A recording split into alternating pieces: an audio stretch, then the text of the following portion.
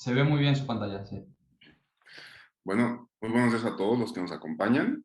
Bienvenidos a la sesión general del 22 de octubre de 2021 del Instituto Nacional de Psiquiatría Ramón de la Fuente Muñiz.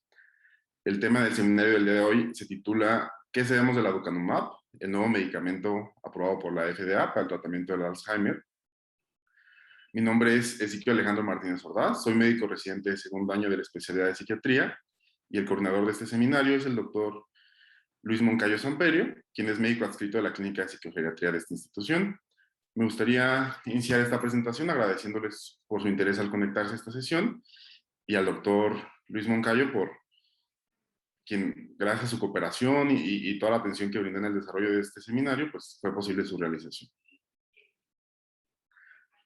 Como introducción hablaremos de las demencias. Las demencias es considerado por muchos como la enfermedad más temida de las personas mayores a 65 años, y esto ya que no solo está en juego la pérdida de nuestra memoria, nuestra funcionalidad, nuestra independencia, sino que incluso se podría discutir que también nuestra pérdida de identidad como personas.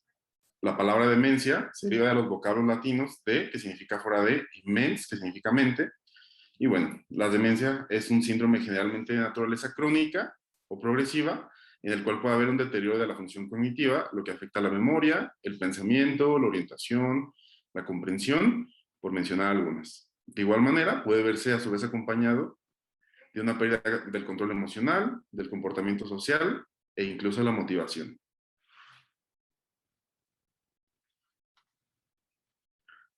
Se sabe que las demencias pueden ser causadas por una múltiple cantidad de etiologías. Sin embargo, la enfermedad de Alzheimer es siempre la más común y es algo que este dato se repite constantemente en todas las bibliografías de todos los países, ya que la enfermedad de Alzheimer se considera que causa al menos el 75% de los casos de demencia, y encontramos en menor proporción la demencia vascular, que ocupa un segundo lugar, aunque este segundo lugar es un tanto distante, y aún en menor proporción el resto de las demencias, como la demencia por cuerpos de Lewy o las frontotemporales, por mencionar algunas. La ADI, por sus siglas en inglés, Alzheimer's Disease International, es una organización que agrupa a más de 100 asociaciones a nivel mundial, las cuales tienen como objetivo combatir la enfermedad del Alzheimer. En el 2015, esta asociación estimó que existían 46.8 millones de casos en el mundo, que para el 2030 se llegarían a 74.7 millones de casos de demencias, y en el 2050 se estimaría que habría 131.4 millones de casos de demencias.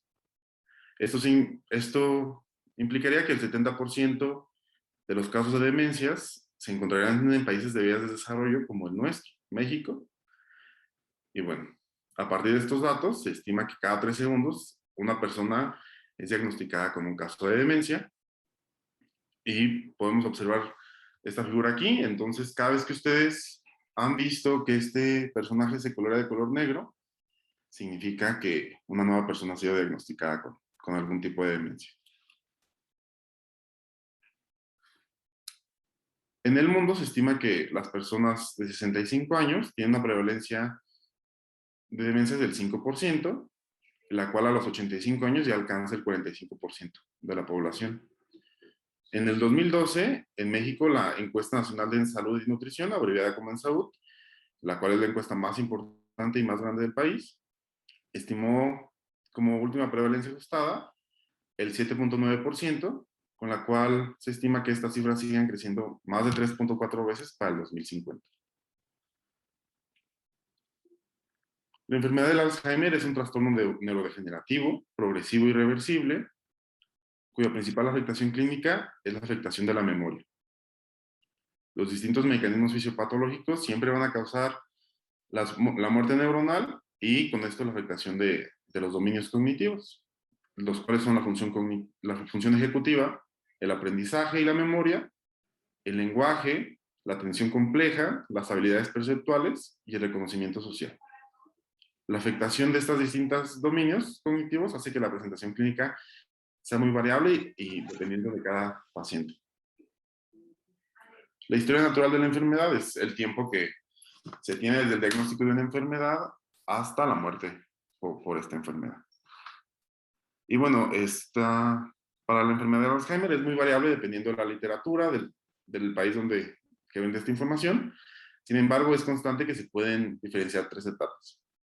La etapa temprana, que incluye el deterioro cognitivo leve asociado a Alzheimer, y las etapas tempranas, las cuales se caracterizan por encontrar olvidos frecuentes, dificultad para recordar palabras y direcciones, pérdida del sentido del tiempo y dificultad para la toma de decisiones. En la etapa moderada, del Alzheimer moderado, encontramos que los olvidos se vuelven más frecuentes, existe desorientación en tiempo, espacio y persona, y ya necesitan un poco más de asistencia para cuidados personales, hasta llegar a la última etapa, la etapa tardía, del Alzheimer grave, donde hay problemas de memoria serios y depende de otros para cuidados básicos. Es una forma de poder ver esta historia natural de la enfermedad. Sin embargo, existe otra que podemos verlo a través de los cambios fisiopatológicos que ocurren en el cerebro. En las etapas más tempranas, en el deterioro cognitivo leve, vemos que esta enfermedad inicia en el lóbulo temporal medial, en los cuales se caracteriza por síntomas como pérdida de memoria a corto plazo, lo que posteriormente se va a expandir al lóbulo temporal y parietal, y esto añade problemas para la lectura, dificultad para el reconocimiento de objetos y mayor dificultad para el sentido de la dirección. Después esto va a continuar hacia el lóbulo frontal, en el que se agrega alteraciones en el juicio, impulsividad y problemas para la atención a corto plazo.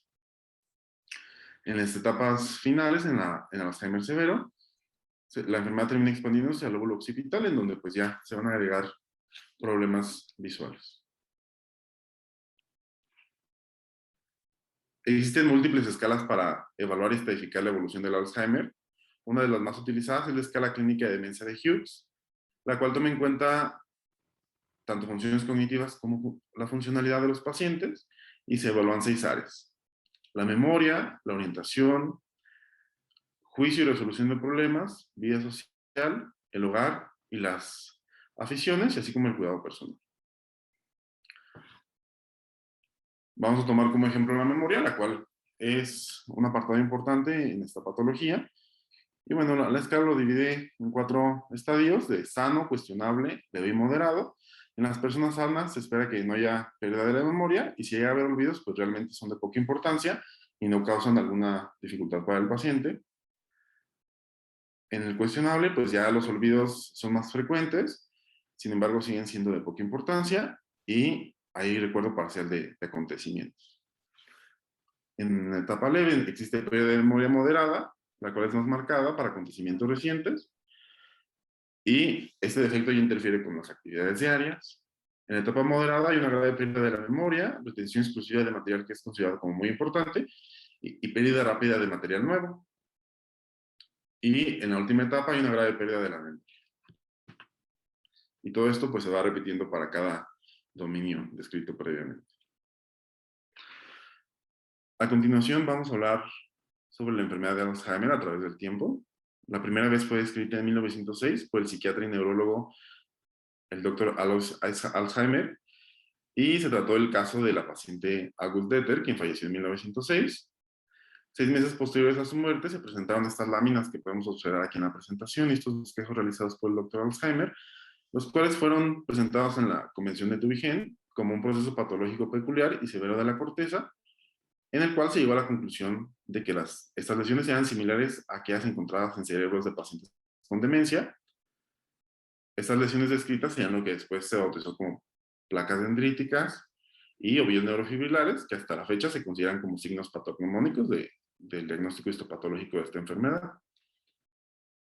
Parece ser que no se le dio mucha importancia a esta publicación, sino hasta 1968, cuando un grupo de médicos patólogos replicaron este estudio en adultos mayores, en el cual pues demostró que las lesiones eran compatibles con este grupo de pacientes.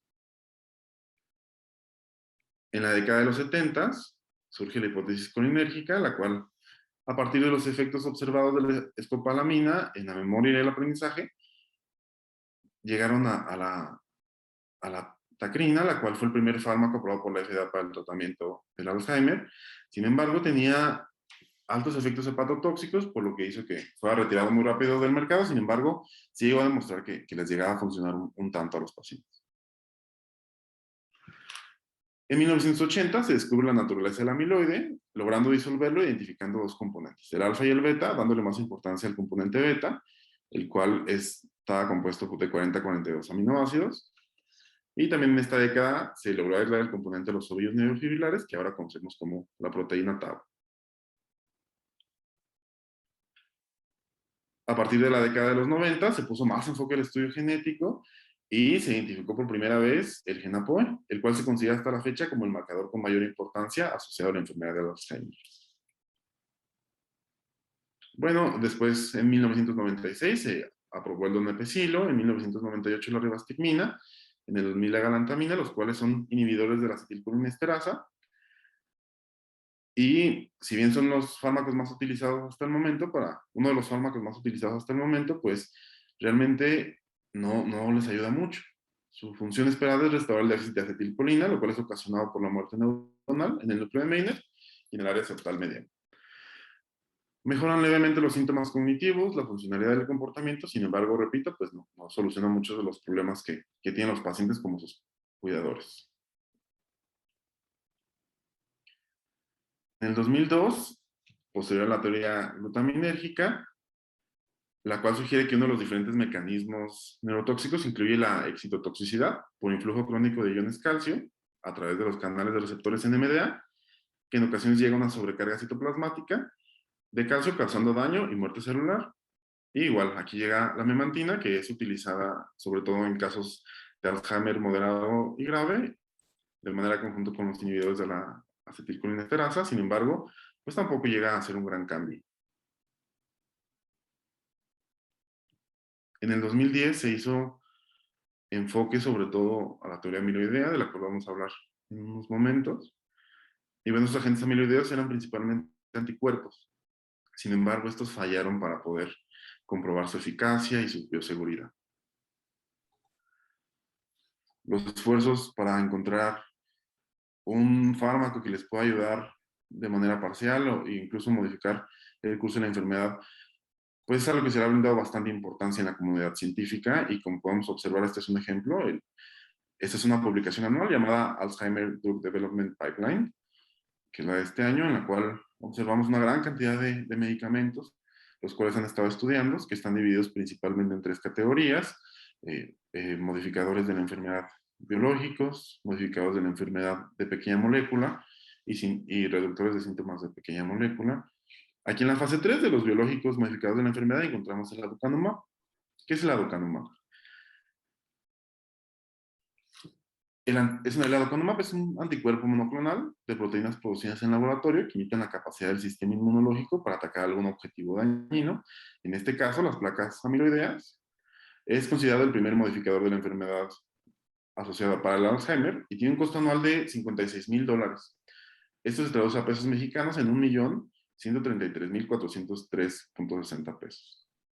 Sin embargo, esto es únicamente el costo del medicamento. Ya hablar de la infraestructura que necesita este medicamento, pues aumenta bastante los costos y es algo de lo que vamos a prestar más enfoque a continuación. En el 2021, después de casi 2 décadas de que ningún fármaco se aprobara, se aprobó el aducanumab por la FDA. Sin embargo, pues la búsqueda de un fármaco que nos pueda ayudar a tratar a estas personas, pues sigue muy presente en la comunidad científica. A lo largo del tiempo, ha habido múltiples teorías para explicar qué es lo que causa el daño al sistema nervioso producido en esta enfermedad. Sin embargo, desgraciadamente, ninguna de estas hipótesis ha permitido un blanco terapéutico viable con suficiente beneficio clínico y seguridad como para ofrecer un tratamiento que cure o al menos modifique este curso de la enfermedad.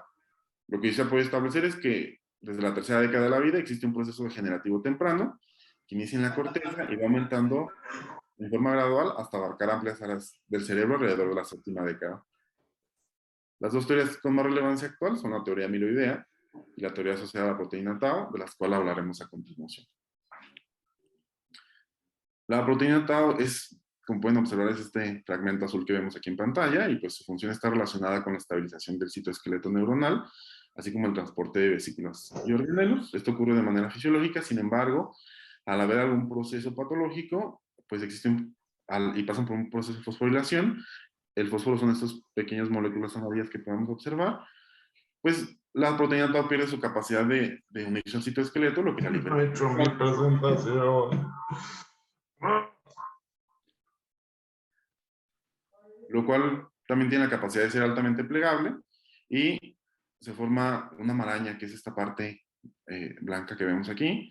Esto ocupa el citoplasma y va creciendo hasta que desplace el núcleo, las prolongaciones dendríticas desaparecen, como observamos en la imagen, y la neurona muere hasta que alcanza una forma de pirámide.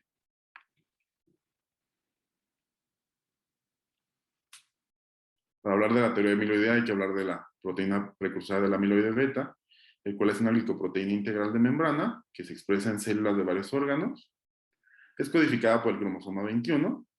Los péptidos beta-amiloideos son productos naturales que consisten en fragmentos de 36 a 42 aminoácidos. Y esta proteína precursora de amiloides es fragmentada por acciones enzimáticas secuenciales que incluyen condiciones no patológicas, la alfa-secretasa, y en condiciones patológicas, las secretasas beta y gamma. La diferencia principal en estas enzimas es el número de aminoácidos que forman cada beta-amiloide, siendo la enzima beta y gamma capaz de cortar péptidos de 40, 42 o 43 aminoácidos. Los creadores de las placas, entre ellos los péptidos de 42 aminoácidos, son los que son más productores de esto. Y bien, la función del amiloide en condiciones no patológicas no se comprende aún totalmente. Sin embargo, se sabe que tiene propiedades antioxidantes, regulan el transporte del colesterol y pueden involucrarse en la reparación de vasos sanguíneos. Aquí podemos observar la proteína precursora de amiloides y cómo en condiciones patológicas las secretasas beta y gamma pues llegan a fragmentarlo, produciendo péptidos de 42 aminoácidos beta-amiloides, los cuales terminan formando las placas. En esta imagen podemos observar la proteína precursora del beta-amiloide en color azul, la cual es fragmentada por las secretasas. Y bueno, el hablar de que una enzima se produce de manera anormal y produce estos péptidos de 42 aminoácidos, nos comenta que hay una alteración genética subyacente. Estos péptidos de 42 aminoácidos tienen la capacidad de ser altamente plegables entre sí. El hecho de que se puedan plegar entre sí hace que se puedan formar oligómeros. Esos oligómeros tienen la capacidad de unirse al citoplasma neuronal, incluyendo la hendidura sináptica, lo cual trae en consecuencia alteraciones en la neurotransmisión y, a su vez, y principalmente la acetilcolina, la cual muestra desde etapas muy tempranas las alteraciones en la memoria, desde lo que se conoce como queja de memoria subjetiva. Sin embargo, estas alteraciones las neuronas son capaces de compensar esas alteraciones de manera, pues, prácticamente sin ningún problema. Sin embargo, los péptidos, los oligómeros también tienen capacidad de unirse entre sí y forman las placas amiloideas. Esas placas se siguen uniendo alrededor del citoplasma, incluyendo la hendidura sináptica, lo que trae mayores alteraciones en la neurotransmisión, y esto ya le cuesta más trabajo compensarlo y se produce una respuesta inflamatoria. Esta respuesta inflamatoria incluye la activación de los astrocitos y de la microglía, y a su vez estas producen citocinas y radicales libres. Esto hace que exista una mayor respuesta inflamatoria, lo cual activa las quinasas, y la activación de las quinasas termina en la muerte neuronal. Pues igual sí es. Hablaremos del beta-amiloide como marcador biológico. Hasta hace no mucho tiempo,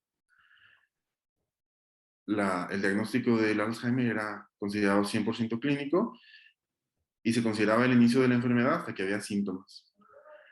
Sin embargo, actualmente se sabe que la enfermedad de Alzheimer se presenta desde etapas tempranas y bueno, los biomarcadores nos sirven como medidas objetivas para evaluar un proceso patológico biológico y pueden ser usados para evaluar el riesgo de la enfermedad o pronóstico, para orientar el diagnóstico clínico o para monitorear las intervenciones terapéuticas.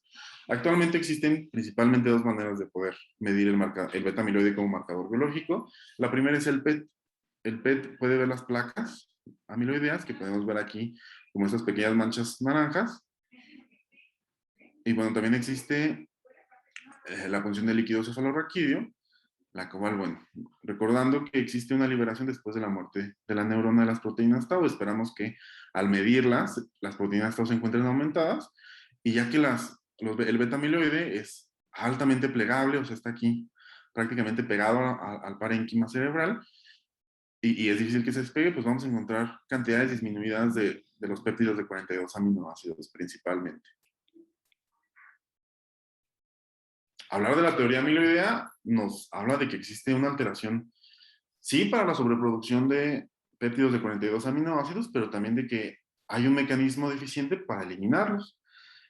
La proteína encargada de eliminarlos es conocida como apolipoproteína E, los cuales pues tienen la función de quitarlos. Una apolipoproteína que tiene buen funcionamiento, pues tiene la capacidad de unirse a los beta amiloides de 42 aminoácidos y quitarlos, liberándolos del citoplasma neuronal. Sin embargo, cuando estos no funcionan de manera adecuada, estos no tienen la capacidad de unirse a ellos, dejando a los péptidos de 42 aminoácidos pegados alrededor del citoplasma neuronal. También asociado a esto, en cuanto al enfoque genético, existen el gen llamado apoepsilon, el gen APO, el cual tiene 3 variantes alélicas identificadas. El apoepsilon E2 tiene una capacidad documentada como protectora para el desarrollo del Alzheimer. El apoepsilon 3 es el más frecuente en la población mundial. Y bueno, el apoepsilon 4 es el más asociado a la enfermedad de Alzheimer, y las personas que son portadoras tienen mayor riesgo de desarrollar la enfermedad de Alzheimer, de tenerlo a edades mucho más tempranas y de tener una evolución más tórpida y un peor pronóstico. ¿Cómo las apolipoproteínas C, cómo nos ayudan a eliminar los beta-amiloides? Estos fragmentos naranjitas que vemos aquí pues son los beta-amiloides, y aquí podemos ver las apolipoproteínas C en amarillo. Son generalmente producidas por los astrocitos. Los astrocitos las liberan y pues tienen distintos métodos para poder hacerlo, para poder lograr el aclaramiento. Una de ellas es la degradación por proteasas, el drenaje perivascular, eliminarlo a través de las células vasculares o del líquido cefalorraquídeo, o también a través del sistema linfático.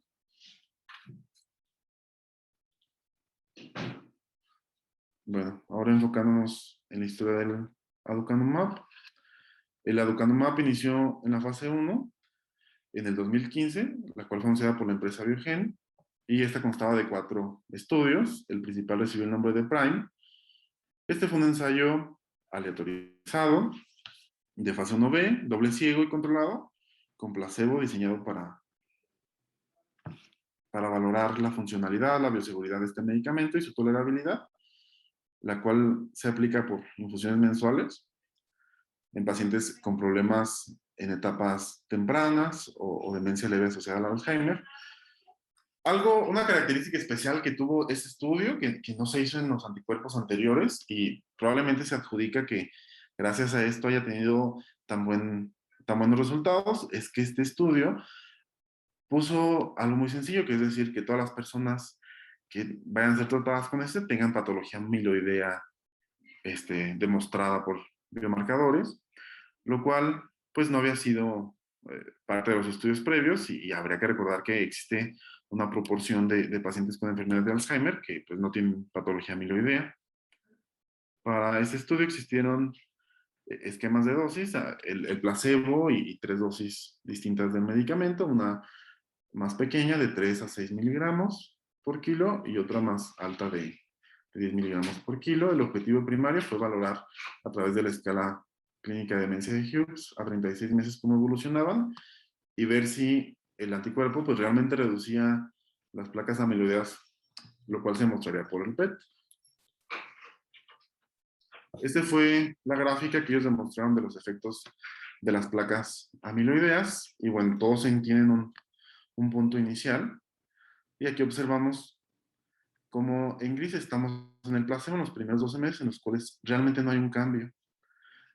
Y en este azul un poco, en el azul marino, pues vemos que tienen un punto y tienen un gran declive desde los primeros 12 meses, y lo cual pues se ven altamente beneficiados a comparación de los que tuvieron placebo, aunque estos hayan cambiado al grupo de 3 o 3 a 6 miligramos después de los 12 meses. Y esto demostrando pues que a través del tiempo sí lograba disminuir las dosis de la cantidad de placas amiloideas. En esta gráfica se trata de mostrar el efecto del aducanumab en la clínica, midiéndolo con el Mini-Mental. Y bueno, aquí observamos que las personas que fueron tratadas con 10 miligramos por kilo, pues realmente sí tenían un deterioro, si bien no regresaba el deterioro, al menos sí lo detenía un poco, ya que sí se retrasaba el deterioro a comparación de las personas que eran tratadas con placebo.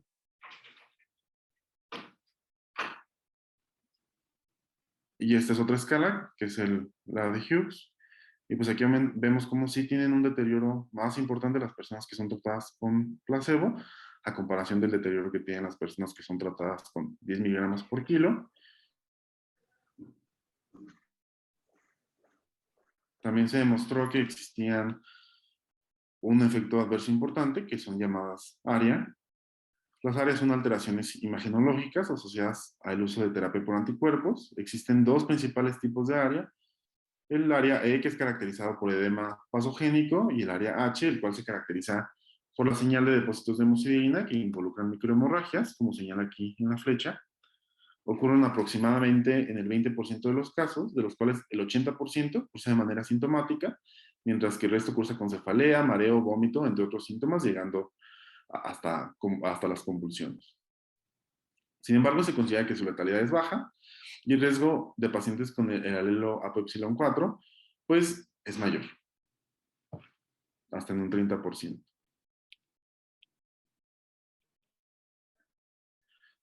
Debido a los resultados de este estudio, pues la revista Nature lo publicó y publicó en el encabezado que pues este anticuerpo era capaz de reducir estas placas amiloideas. Y mencionaba que el aducanumab es un anticuerpo monoclonal que selecciona estas placas beta-amiloideas, que es capaz de entrar al cerebro, ligarse a placas de beta-amiloide en el parénquima cerebral y reducirlas de manera dosis dependiente. Aquí observamos cómo en el placebo realmente, después de un año de tratamiento, comparado con la basal, pues realmente no hay disminución, incluso hay aumento, y en cambio, mientras vayamos aumentando la dosis de 10 miligramos por kilo, tomando la basal, pues existe una gran diferencia. Recordemos que estas manchas naranjas son el amiloideo y pues aquí básicamente no hay ninguna, o son mínimas. Otra característica importante de este medicamento es que, a diferencia de los otros, tiene una mayor especificidad para unirse a las placas amiloideas en parénquima y no tanto en el tejido vascular, y esto lo hace que sea un medicamento mucho más seguro. En el 2018, la empresa productora de este medicamento inició de manera conjunta la fase 2, llamada EVOLVE, que al igual que muchos otros fármacos, pues tiene el objetivo de comprobar que es un medicamento seguro y estudiar los eventos adversos llamados ARIA. Y a su vez inició la fase 3, que es llamada ENGAGE y EMERGE. Estos dos estudios se iniciaron, son estudios prácticamente idénticos en su metodología, y pues son ensayos de estudio de fase 3, son aleatorizados, doble ciego, con placebo como control. De manera conjunta tienen 3.285 pacientes en 20 países, los cuales se reparten principalmente en Europa y América del Norte, con algunos países en Asia y en Australia. Tienen que ser pacientes únicamente con deterioro cognitivo leve asociado a enfermedad de Alzheimer o enfermedad de Alzheimer con tendencia leve. Se utiliza el Mini-Mental, la escala de Hughes, y se hace la batería de repetición para la evaluación del estado neuropsicológico. Y esos estudios tuvieron 3 regímenes. El primero fue el control placebo, el segundo fue a dosis bajas de aducanumab, entre 3 a 6 miligramos por kilo, y a dosis altas de 10 miligramos por kilo. El objetivo principal fue monitorear a los pacientes por un periodo de 18 meses con la escala de demencia de Hughes, y como objetivo secundario se usaron 4 escalas. El ADAS-Cog13 y el Mini-Mental para valorar cómo evolucionaban estos pacientes. El inventario de actividades físicas diarias, el cual tiene como propósito estratificar la funcionalidad del paciente, tomando en cuenta cuánta ayuda necesita de sus cuidadores. Y el inventario neuropsiquiátrico, que evalúa un mes previo los síntomas neuropsiquiátricos, entre ellos los delirios, alucinaciones, la agitación, por dar algunos ejemplos. Sin embargo, en marzo del 2019, después de un análisis de futilidad, esos estudios fueron detenidos por el laboratorio Biogen, ya que por aparentes errores en la metodología, y que esto sea que era poco probable que estos estudios lograran llegar a cumplir el objetivo primario, por lo que los detuvieron. En este punto la información pues, oficial es proporcionada principalmente por el laboratorio y por el sitio web clinicaltrials.gov, en el cual pues únicamente hicieron claro que el motivo por el cual íbamos a detener esto era por eso, no era porque este estudio fuera peligroso para los pacientes o los participantes de los estudios. Sin embargo, un par de meses después, mencionaron que identificaron cuáles podrían haber sido los errores. Esto podría ser en parte porque al momento de poner la población, a pesar de que eran similares, tomaron en cuenta quiénes eran los que eran portadores del ApoE4, lo que los hacía más vulnerables a los efectos adversos, y decidieron ponerlos en grupos de dosis más pequeñas, lo que al final hizo que el estudio ENGAGE tuviera menos cantidad de pacientes a dosis de 10 miligramos por kilo, mientras que el EMERGE pues tenía una cantidad más, y también parecía ser que en el ENGAGE los pacientes estaban un poco más de tiempo con el aducanumab. Posteriormente, decidieron reiniciarlo, ya que se consideró que el EMERGE sí llegaba a cumplir su meta de tener un beneficio a altas dosis en 10 miligramos, y lo cual era demostrado por estos resultados, el cual mencionaba que hasta el 22% mejoraba a comparación de las personas que estaban con placebo, y lo cual era corroborado por el Mini-Mental y el ADAS-Cog13, e incluso tenía hasta una mejoría del 40% en su funcionalidad comparados con los que recibieron placebo. Sin embargo, en el ENGAGE pues, realmente no hubo gran diferencia. Estos estudios fueron reiniciados por la empresa, tanto el EMERGE como el ENGAGE. Sin embargo, el estudio de fase VOL, que también fue suspendido, ya no fue reiniciado por la autorización de la FDA, lo cual, ya que estos estudios, pues no es extraño que la FDA dé esta autorización cuando hay información suficiente de que este estudio es seguro y que no causa algún daño importante, entonces decidieron omitirlo. Debido a los estudios aprobados después de su reinicio, en el junio del 2020 se le solicitó a la FDA que el medicamento fuera aprobado a través de la vía acelerada. Vamos a ver qué es esto. La vía de aprobación acelerada de la FDA es una vía especial utilizada únicamente para fármacos que traten una necesidad urgente de una enfermedad la cual es no satisfecha por las medidas terapéuticas disponibles al momento de la solicitud. Debe de cumplir con un surrogate endpoint en su tercera fase. ¿Qué es un surrogate endpoint? Esto quiere decir que en vez de tener que comprobar que hay un beneficio clínico, lo único que hay que comprobar es que hay una reducción de un biomarcador que ha sido estudiado previamente y que se asocia a la patología a tratar. En este caso serían las placas amiloideas. Y esto pues ahorra bastante tiempo. Todos los medicamentos que sean aprobados por esta vía de aprobación tienen que tener un estudio de fase 4, el cual confirme el beneficio clínico. En noviembre del 2020, el Comité del Sistema Nervioso Central y Periférico del FDA tomó la información que tenían en ese momento, y el comité, que está compuesto por 11 miembros, 10 votaron que no existían información suficiente como para poder aprobarlo, y uno votó que se abstenía, ya que de igual manera no contaba con la adecuada información necesaria. El 7 de junio, la FDA da la noticia de que este medicamento era aprobado, en contra de la opinión que había dado el Comité de Estudios del Sistema Nervioso Central y Periférico. Esto pues puede sonar un poco extraño, sin embargo, revisando la información, el 20% de los medicamentos que no son aprobados por el comité asignado llega a ser aprobado por la FDA. El motivo por el cual decidieron aprobarlo se justifica porque sí cumplían con el surrogate endpoint al demostrar de manera eficaz que disminuía las placas amiloideas, y también por esta opinión que dieron el día de su aprobación. Escuchamos la opinión de los pacientes y la necesidad de tratamiento es urgente. Esta manera un poco controversial de aprobar el medicamento hizo que se generara un fenómeno mediático en todo el mundo. Múltiples periódicos dieron noticias al respecto, los cuales pues eran opiniones variadas. Muchas de ellas se mostraban con esperanza de que este fuera un medicamento que pudiera solucionar un problema que había estado establecido desde hace ya tiempo y de lo cual no había habido bastantes eventos o que nos dijeran que estábamos avanzando.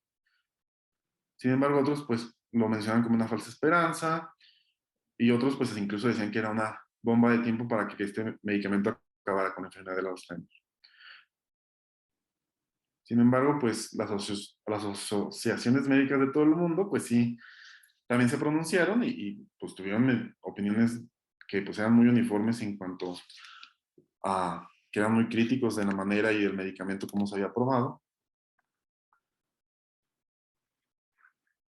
Pero bueno, una realidad es que ya el medicamento ya se encuentra disponible en los Estados Unidos y existen miles de millones de pacientes en todo el mundo, los cuales han estado esperando por una oportunidad o una esperanza para tratar este medicamento. Entonces, ya existen médicos que dicen, pacientes que dicen, yo quiero que me pongan el aducanumab, doctor. Y bueno, esto nos deja a la comunidad médica pues con una interrogante de qué puedo hacer con este medicamento entonces. Por este motivo, el doctor Cummings publicó este artículo llamado Apropiado uso del aducanumab y recomendaciones. Y bueno, en este artículo hablamos de en quién se recomienda aplicar. De una manera simplista podemos decir que se recomienda aplicarlo replicando la forma en la que los participantes fueron seleccionados para el estudio, y esto quiere decir que debe de haber un diagnóstico bien establecido de la enfermedad del Alzheimer, la cual es tanto por clínica como por escalas. Debe hacer una evaluación general del estado general de salud. Únicamente puede ser utilizado en pacientes que estén en deterioro cognitivo leve y de demencia leve asociada a la enfermedad de Alzheimer. La enfermedad de Alzheimer debe tener patología amiloidea comprobable a través de PET o líquido cefalorraquídeo. Se deben descartar otras comorbilidades neurológicas, incluyendo estas que cursan con placas amiloideas, como por ejemplo la enfermedad de Parkinson, pacientes que tienen síndrome de Down, pacientes que tienen demencias mixtas, como demencias vasculares o demencias frontotemporales. También debe de ver si existen comorbilidades, deben de estar como hipertensión o diabetes, deben de estar controladas. Y si existe alguna enfermedad psiquiátrica, esto no es excluyente, pero deben de tener un buen apego al tratamiento y deben de tener una remisión clínica importante para poder ser candidatos a este medicamento, ya que requiere de un apego bastante importante. Y también no deben de contar con la contraindicación para realizar resonancias magnéticas de manera rutinaria, ya que pues, el medicamento lo requiere para valorar los eventos adversos, y esto excluiría a personas que tienen alguna prótesis o marcapasos. Respecto a la terminación del ApoE4, pues es controvertido y tiene mucho que ver con la decisión del clínico.